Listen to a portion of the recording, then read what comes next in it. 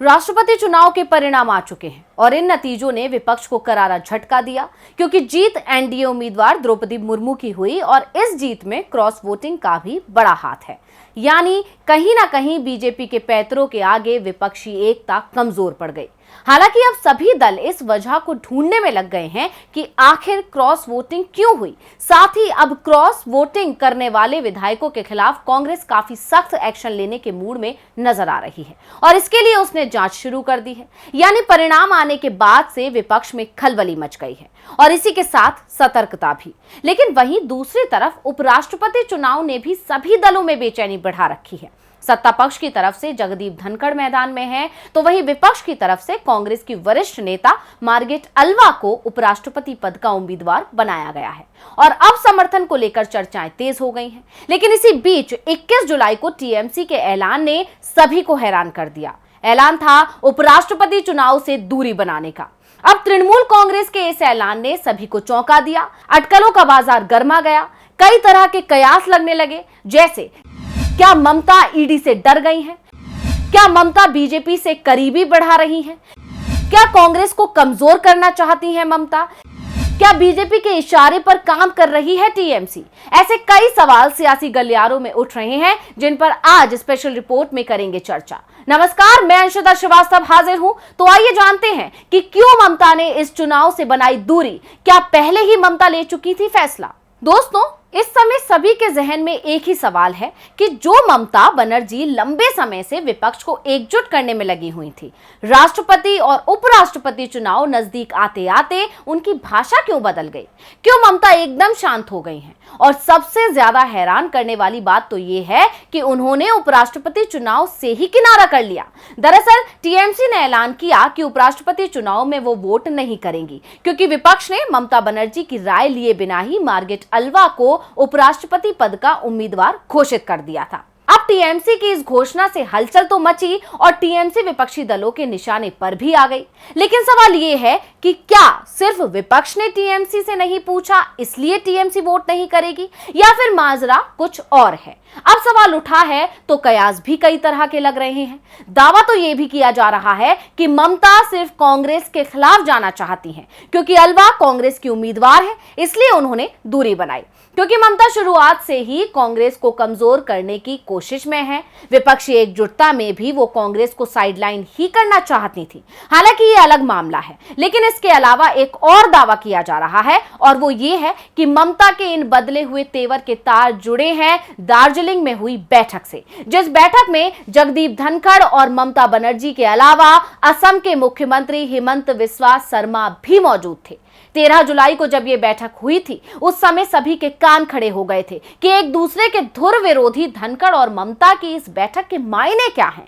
जिसके बाद 17 जुलाई को धनखड़ को एनडीए ने अपना उम्मीदवार घोषित कर दिया था। लेकिन अब जब 21 जुलाई को टीएमसी ने इस चुनाव से दूरी बनाई है तो उसके इस फैसले को 13 जुलाई को दार्जिलिंग में हुई उस बैठक से ही जोड़कर देखा जा रहा है। हालांकि ये पहला मौका नहीं था जब 13 जुलाई को हुई बैठक ने खलबली मचा दी थी। 16 तारीख को विपक्ष की बैठक में भी टीएमसी की दूरी ने सभी को सोचने पर मजबूर किया था और उसके बाद टीएमसी की तरफ से 21 जुलाई को बैठक बुलाई गई। बैठक ने विपक्ष को परेशान किया कि आखिर ममता ने ये बैठक क्यों बुलाई है, और ममता ने बैठक बुलाकर जो ऐलान किया उसने नई अटकलों और चर्चाओं को हवा दे दी। अब ममता विपक्ष के निशाने पर आ गई हैं। विरोधी दल ममता पर गंभीर आरोप लगा रहे हैं और उनके फैसले की निंदा कर रहे हैं।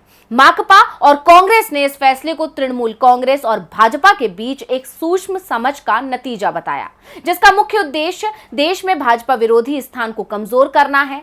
कांग्रेस के मुताबिक तृणमूल कांग्रेस के 2 फैसलों ने बीजेपी के साथ उसकी गुप्त समझ को साबित कर दिया है। पहला, सभी बीजेपी विरोधी दलों ने जब सोनिया गांधी का समर्थन करते हुए याचिका पर हस्ताक्षर किए तो उस समय तृणमूल कांग्रेस ने विपक्ष से दूरी बनाई, और दूसरा, टीएमसी ने उपराष्ट्रपति चुनाव में मतदान से दूर रहने का निर्णय लिया। इसके साथ ही कांग्रेस ने यह भी कहा कि तृणमूल कांग्रेस अब देश में विपक्ष की जगह को कमजोर करने के लिए बीजेपी के इशारे पर काम कर रही है। कांग्रेस के आरोपों के मुताबिक ममता बीजेपी की बी टीम है। अब इन आरोपों में कितनी सच्चाई है ये बता पाना तो मुश्किल है, लेकिन ममता के ये बदले हुए तेवर कहीं बीजेपी से डर का नतीजा तो नहीं, ये भी एक बड़ा सवाल है। सवाल ये भी है कि क्या मोदी सरकार की शक्तियों के आगे ममता ने हथियार तो नहीं डाल दिए? यानी साफ शब्दों में कहा जाए तो क्या ममता को ईडी का डर सता गया है और इसी डर के चलते उनके सुर बदल गए हैं? ऐसा इसलिए क्योंकि विपक्ष अक्सर ही दावा करता है कि मोदी सरकार अपनी मनमानी करने के लिए अपनी शक्तियों का गलत इस्तेमाल करती है और अपने खिलाफ उठने वाली आवाजों को दबाने के लिए केंद्रीय जांच एजेंसियों को आगे कर देती है। ऐसे में टीएमसी का ऐसी घोषणा करने के बाद से कयास है कि सरकार ने ममता को भी ईडी का डर दिखा दिया है। इस बात से तो सभी वाकिफ हैं कि ममता बनर्जी के भतीजे अभिषेक बनर्जी और उनकी पत्नी पहले ही ईडी के रडार पर हैं और कई बार अभिषेक और उनकी पत्नी को पूछताछ के लिए भी बुलाया गया है। ऐसे में विपक्ष का दावा है कि ममता को भी मोदी सरकार ने ईडी की धमकी दी है, क्योंकि ममता के ये तेवर अचानक से नहीं बदले हैं। ममता के एक और बयान ने भी विपक्ष को झटका दिया था, जब ममता ने राष्ट्रपति चुनाव से पहले अचानक ये बयान दिया था कि अगर सरकार द्रौपदी मुर्मू के नाम के साथ विपक्ष से पहले ही चर्चा की होती तो वो मुर्मू का ही समर्थन करती। यहां तक तो ठीक था, लेकिन इस बयान के बाद ममता ने अपने ही उम्मीदवार यशवंत सिन्हा से दूरी बना ली थी। इतना ही नहीं, उन्हें प्रचार तक के लिए पश्चिम बंगाल नहीं आने दिया गया था, जबकि यशवंत सिन्हा का नाम ममता ने ही दिया था और यशवंत टीएमसी के ही नेता हैं। उनके इस फैसले ने भी सभी को हैरान कर दिया था और उसके बाद जब राष्ट्रपति चुनाव की मतगणना हुई तो उस वक्त बंगाल से जो क्रॉस वोटिंग की खबरें आई उसने तो जैसे सभी के होश उड़ा दिए, क्योंकि ममता के ही विधायकों और सांसदों ने उनकी मुखालफत कर दी। या कहीं ऐसा तो नहीं कि ममता ने ही अपने विधायकों और सांसदों से अंतरात्मा की आवाज सुनने को कहा था?